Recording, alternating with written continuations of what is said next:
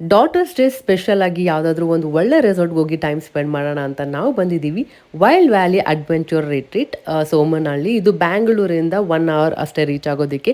So ನಾವಿಲ್ಲಿ wooden cottage ತೊಗೊಂಡಿದ್ದೀವಿ. 1 night stay ಕೂಡ ಮಾಡ್ತಾ ಇದ್ದೀವಿ. ಫುಲ್ ವಿಡಿಯೋನ ನಾನು ಯೂಟ್ಯೂಬಲ್ಲಿ ಶೇರ್ ಮಾಡಿರ್ತೀನಿ, ಚೆಕ್ ಮಾಡಿ.